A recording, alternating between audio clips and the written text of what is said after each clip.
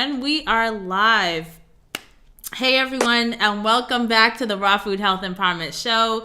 Today we're diving into a topic that I think hits home for so many of us: overeating. If you're juggling countless demands, it can be easy to fall into patterns that don't serve your health. But what if I told you that overeating is secretly sabotaging your success? And I'm going to go even more into detail about that. Like, what does that look like? Because I consider myself an overeater as well. So you are in good company here. There's a direct link between portion control, lasting health, and overall productivity. And today we're going to be talking about that connection. I'll be sharing my personal take on this as someone who is an overeater. And even being an overeater, I have managed to release excess fat and build muscle and keep that fat off. And I want to introduce myself first before we dive into the goodies. I'm Samantha Salmon, certified integrative nutrition coach and brain health licensed trainer. And I'm here joined by my beautiful, intelligent, very wise mother, Dorrell Hylton Salmon. Thank you so much for joining us, Mom. Hi, everyone. Yes. Yeah. Thank you. Yes, and there's some things I want you to share too when we dive deeper in, because your perspective is really interesting, being a boomer, a baby boomer raised in the 50s and the 60s in Jamaica, West Indies. Your perspective on health and wellness is very unique. And I'm, a millennial, having been raised in the 90s and early 2000s in Queens, New York. And so I want to kind of share a little bit about that experience. So like for me personally, the people I serve share the same wellness journey and path as myself, right? Where I witnessed my grandmother go through type 2 diabetes. She started taking all these medications and her body blew up. She became obese. I did not want to go through that same pain and turmoil she went through. So when I learned that a vegan diet helps people reverse type 2 diabetes in 2 weeks, I went vegan. But in that process of going vegan, which just means you eliminate meat, dairy, eggs, I gained 20 pounds and I basically hit to the max of my healthy weight range. And I had this aha moment that the reason why I've gained weight on what is supposedly supposed to be a healthy diet is because I don't like vegetables and I haven't been eating vegetables. And so getting into that and then leaning into raw foods in particular, I was able to lose 25 pounds. So the learning lesson in my journey and what I've seen has been helping my clients is that portion control is important as a clean eating vegan. As a raw foodie, not so much, right? And now when we're talking about high raw vegan eating, which is kind of where I live, I do have to be mindful of portion control when it comes to certain foods. And of course, each one of us, we're unique petri dishes, right? Because we have a unique gut microbiome that is specific to us. It is as unique as our fingerprints. So to think that we can eat the same as our husband or our son, and we're women, right? Our hormones are different. Our guts are different. Our brains are different. So I have an overeater's brain, right?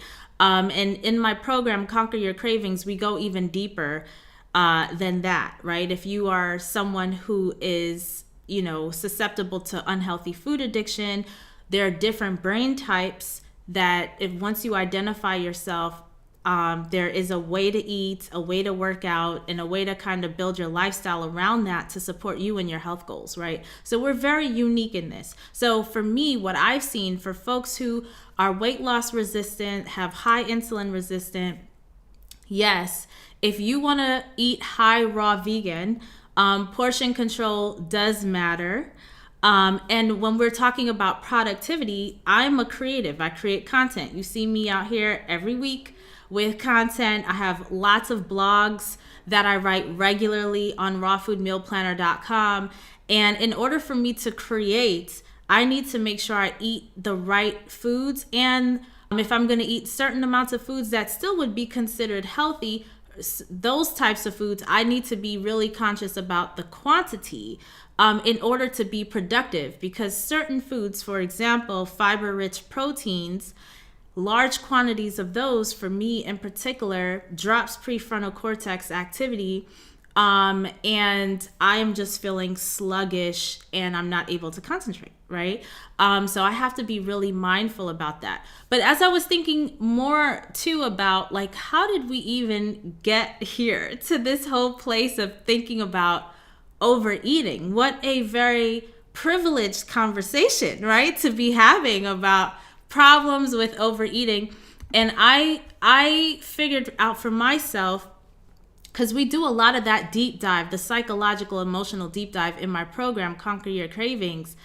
For me, what I found is that I got into the habit as a young child growing up in Queens. My brother that I grew up with, he's like 11, 12 years older than me. So I spent a lot of time by myself. Both my parents are entrepreneurs, worked long hours, right? As a small business owner, you are basically owned by your business, you know? And so I didn't see them that much. I was home by myself a lot. Of course, my grandma was, upstairs, not mobile, and I'm in the living room. We got cable, we got all the channels, right? I have entertainment.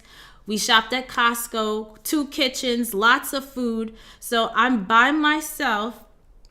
And how I entertained myself was with entertainment and food. That's how I kept myself happy. And I go through this in my Beat Stress Eating training on how addictions start, right? Because from that early age of like TV, Cartoon Network, and like to 24 hours of like entertainment TV, and food, right? Never ending food available, right?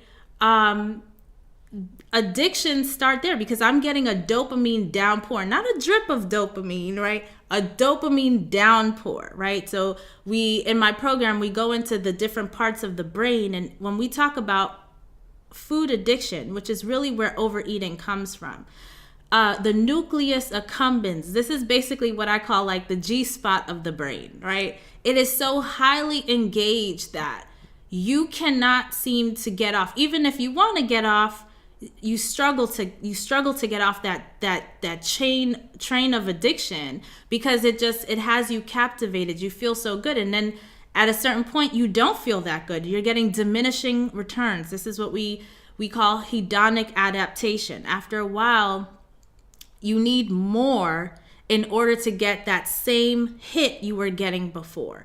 But basically, that's how my overeating and food addiction basically started as a young child.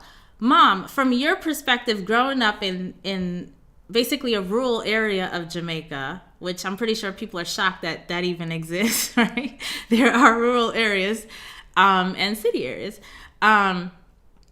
Like, as a child in the 50s and 60s, as a youth, like, was overeating even a thing that you guys talked about?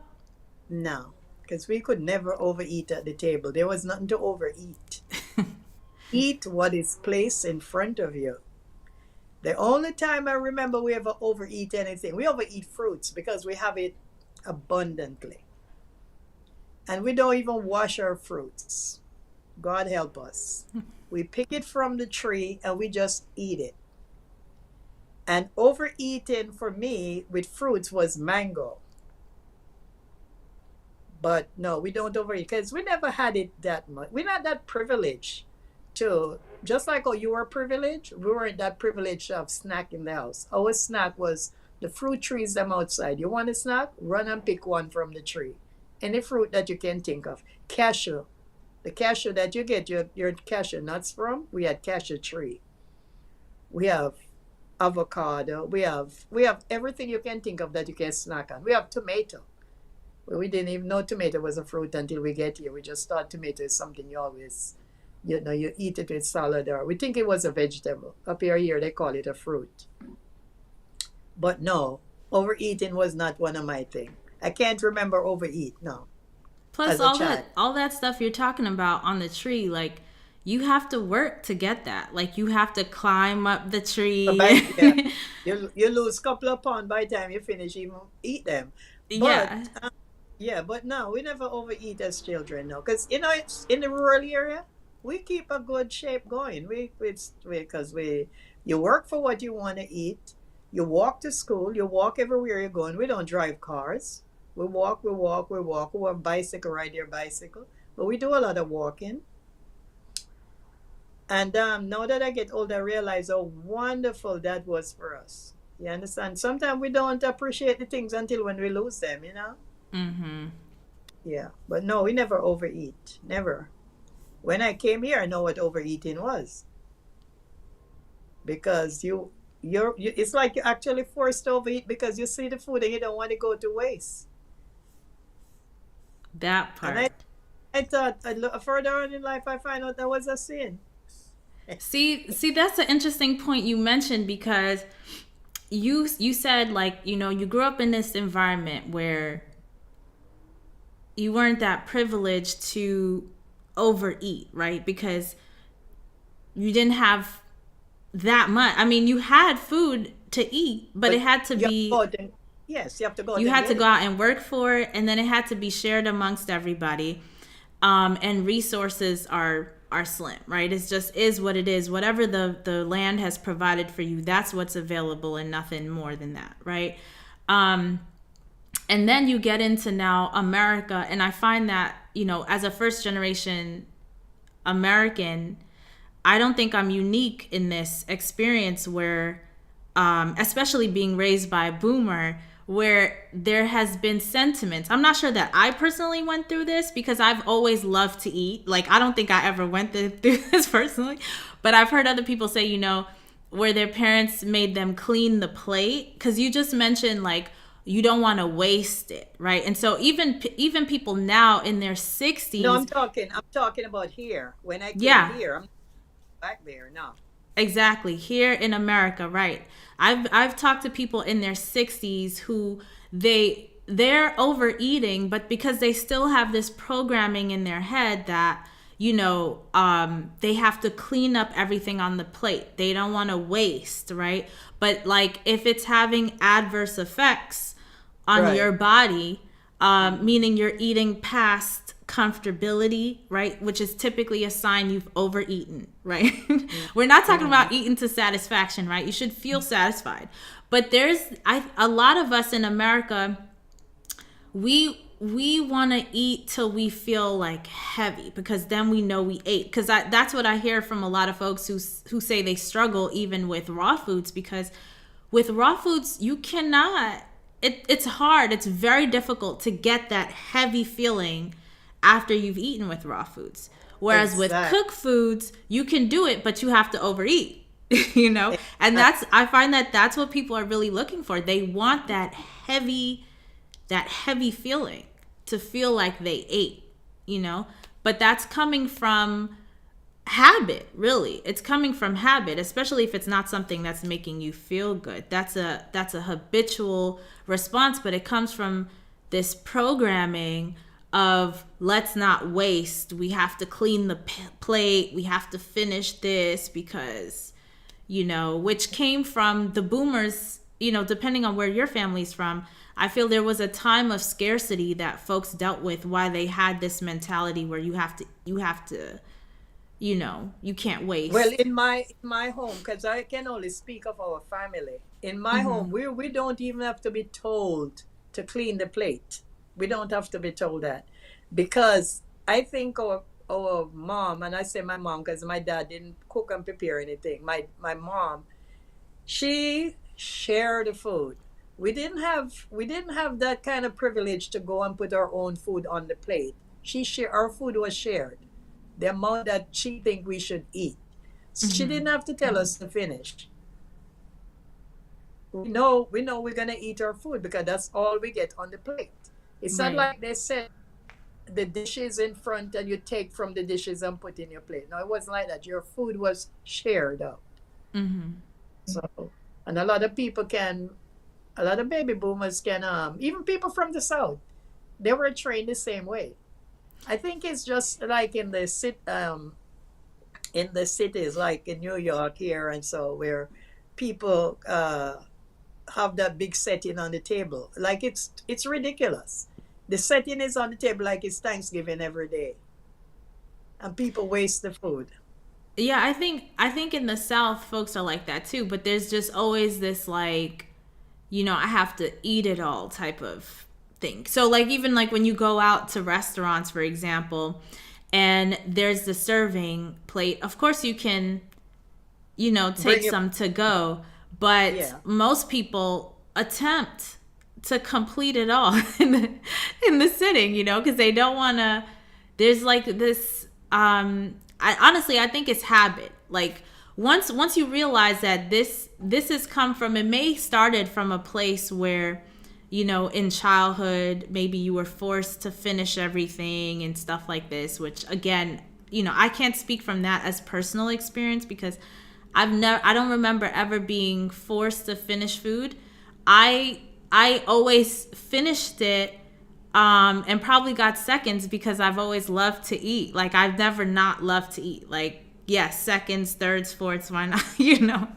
But what served me well, because honestly, if I wasn't so scared straight after watching my grandmother go through what she went through, and if I didn't learn about the raw food lifestyle, I would for sure probably most likely be obese. I don't exactly. when I talk to people and read stories from people who are dealing with obesity, and just listen to these case studies, like I don't see really any difference between us in terms of our mentality and behaviors. The major difference between us is the food choice, right? So this is where it's like, yes, overeating is sabotaging your goals.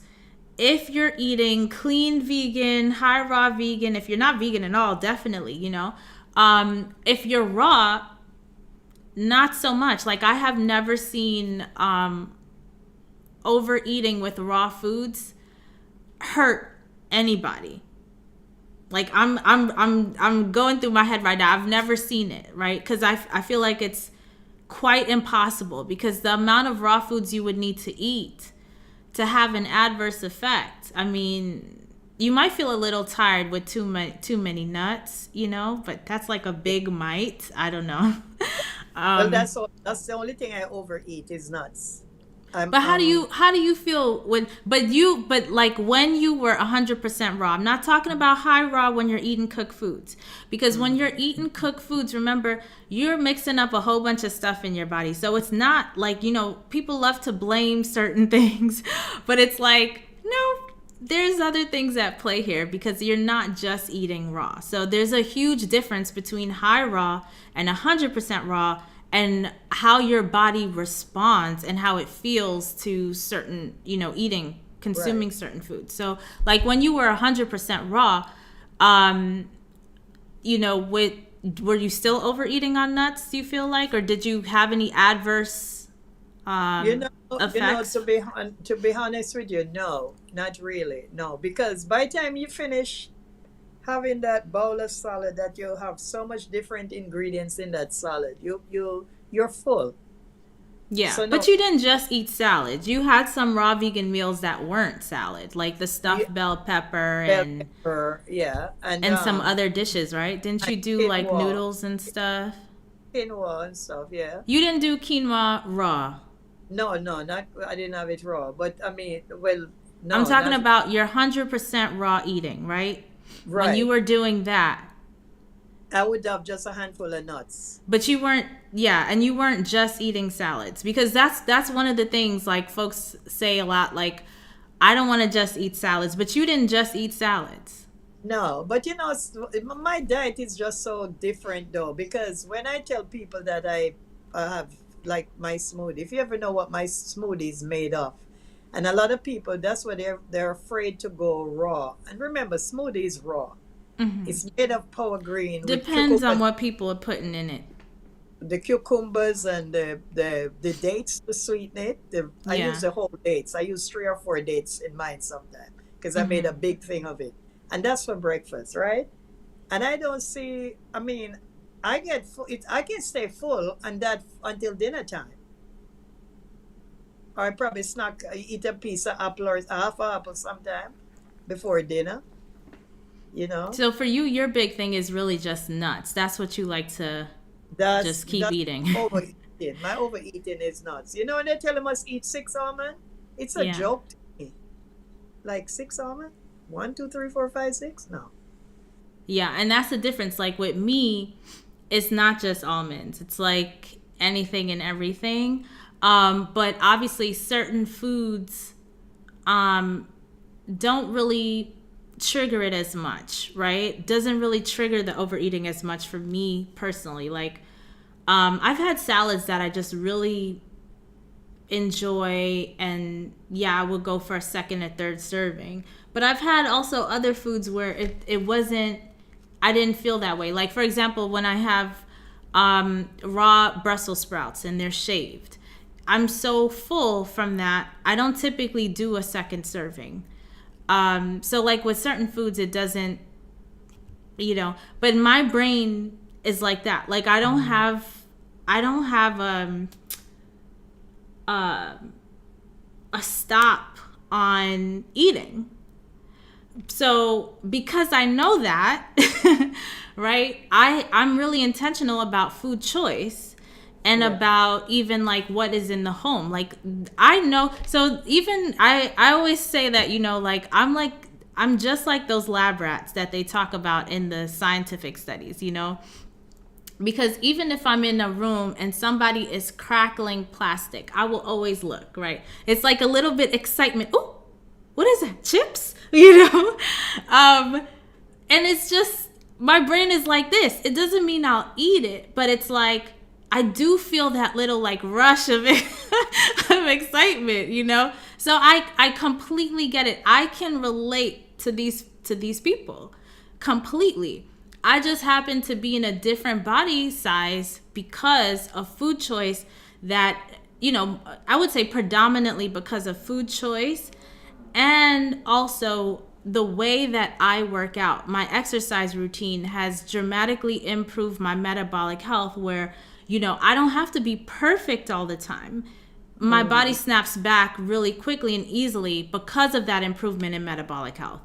Right. So this is like, that's what's all wrapped in. Like the food part, the nutrition part, huge, but it's not the only thing. Like we don't want to overlook the benefit that exercise has to offer. And I actually just posted, I think within the last week or so, a blog post on that, like all the benefits that exercise has to offer that we don't think about. Because yes, you can't exercise your way out of a bad diet, but it's critical for mental health. It's very helpful for digestive health. And then there's other metabolic factors at play that it's affecting. Like it's affecting hormones. It's affecting your satiety, and all of these things do affect the brain, holding on to adipose tissue, which is basically fat tissue, especially around the midsection, So it's not directly affecting, but it's affecting the things that affect, Yeah. And so it's critical. It's super important. Mm-hmm. So we have Jennifer joining us. Hey, Jennifer. Thank you for joining us live. Hey, Cynthia. Thanks for joining us live. I don't know if you have an experience with overeating, but if so, then definitely you want to lean in. I think for my biggest advice to anybody that's listening, if you have an issue around overeating, make sure you fully stock your kitchen with vegetables. Right? Get yourself to a place where you love to overeat vegetables. Right? Yeah. And as we said it before, the nice vegetable to snack on is romaine lettuce. As a matter of fact, it's very sweet. Yeah. I find. How about you? Romaine? I I find don't. it has a sweet taste. Yes. Yeah, I don't. I find it hydrating, which is why I really like it. It's like light because I like to snack also on kale, but kale is more a denser vegetable where romaine is more has more water. So I just find it really hydrating. I get the crunch and the snap like you would with chips, but Yeah, I but it's also it like comes with water, you know. right. Yeah, yeah. And it's also filling. Yeah. Yeah. Good Yeah, snack. cuz sometimes You can use celery, and you can put nut butter on the celery also. yeah. Or a I think too like for me with snacking um because I'm a huge proponent of eating meals, right? And not snacking because you know, over one of the detriments that overeating has is that you are putting so much stress on your digestive system to handle so much that you know there are consequences to that. So GERD and acid reflux, you know, there are issues that could come up, right? Your esophagus ain't gonna be that happy with you, and so. But sometimes we, you know, as an overeater, sometimes we just want to chew on something. We're not hungry, right? We just want to eat something, right? Maybe you're watching something on TV and you just want that crunch. You want to eat something, but you're not really hungry, right? If you're honest with yourself and you're tuned into the body, you're not really hungry. And that's where I feel like the romaine lettuce, for me personally, I love because I can just grab it. And then, too, if I feel like I overate on certain foods that are making me feel sluggish or is taking a long time to digest, I eat the romaine lettuce and everything goes down, you know? And this is why for me it's like that balance of raw foods is so important for me personally because it directly immediately affects my digestive system, you know, which I guess, you know, personally holds me very much accountable. You know, not everybody has that situation. cucumber is a nice snack also. Yes. Yeah. Yes, and homemade hummus, you know, I've done that. Some different dips and things that you can I like make. it by itself. Yeah, and as we're talking about too, increasing or impacting your energy levels, with when you focus on vegetables, specifically the green vegetables that are high, like water rich, Hmm. it impacts your energy levels in a very positive way. That's been my experience. And you don't have to like you can like there's no consequence to overeating on cucumbers, kale, spinach, chard. You know what I'm saying? Well, spinach, you know, some people might say oxalates or whatever, but and I don't really eat too much spinach, so I can't speak from personal experience if that's even a real thing. But yeah, there's it's gonna support your energy levels. For me personally, the nuts, the fatty foods, even though it's unsaturated fat and it's really helpful, it doesn't work for me. But I know for some people they thrive high fat, which that's why, you know, with keto, you could do vegan keto, you could do raw vegan keto, and it's not working against your body because we're not all the same, right? So Exactly. different what is it macro levels work for different people, right? Where some people need to be more high sugar. I don't like to say high carb because all plant foods are carbs, right? So like what are we talking about here, right? Some people do well high sugar, some people do well high fat, some people do well high protein, right? I'm one of those who do better closer to 80-10-10, which is 80% 10% fat, 10% protein, right? And so the rest is just everything else, your fruits and vegetables, basically. But I think you thrive what on Very well with fat. nuts, fat, Yeah, yeah, yeah, fat from the nuts. Yeah, because I don't have a digestive problem. I think I told you that before. I yeah. couldn't tell when the last time the only time I get heartburn is if I go out to eat. I don't have a digestive problem. Thank you, Lord. In everything, you should give thanks. Yeah, yeah. Yeah, so I think we pretty much covered everything that I wanted to cover. I don't know if you all who are with us live, thanks so much for joining us live. If you have any questions for you in particular, I'm not seeing any questions in the chat, so I think I was pretty clear.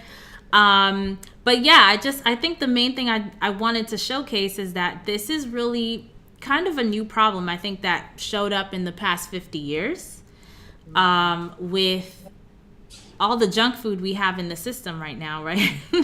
Because the way you grew up, Ma, I mean, you just didn't have packaged stuff. You didn't have processed packaged stuff. Nothing So, like, processed. how would you have a conveyor belt of food to just sit and eat all the time, We don't even need a fruit bowl on our table because our fruit bowls are outside. You just go, you have fruits right around the house. You go and pick whatever fruits you want in the morning, in the afternoon, whatever time. You eat and Yeah. And I remember you saying something like about, like, you didn't have a fridge even because whatever you needed for the meal, you would just... We didn't have one. We didn't need one. Yeah, which seems wild to me because I'm like, how can you not have a fridge? Like, where does the food go? Listen, because we have fresh food daily. Because you have your own, you have your own produce, your own garden. You don't go to we go to Whole Food now. We better have 2 refrigerators because we need to pack stuff in the to keep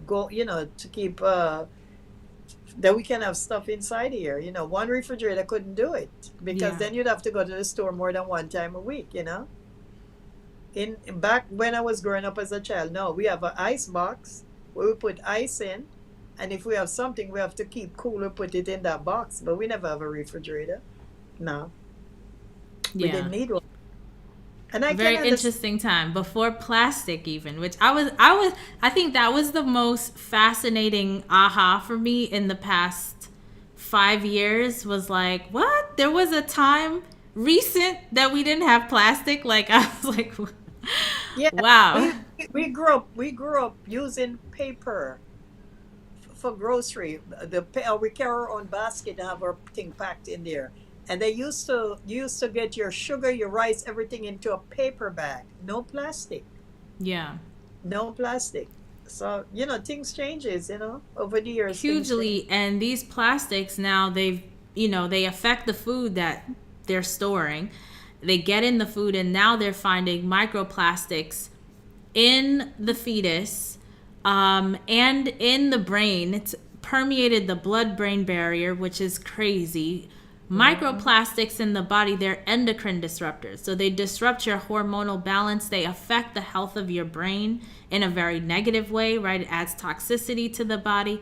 And so we're now living in a time where we're at the point of no return, So to think of there are people living among us, who they're not all seniors too. Some of them are working, who've lived in America and remember America where we didn't have plastics. We weren't using plastics. Yeah. And even if we were to attempt to go back to that, which I think is the solution, but it doesn't really solve the issue because these things are already in the environment and affecting our health in a very real way. And it's not going to disappear. So right now we're just kind of like mitigating an issue right now.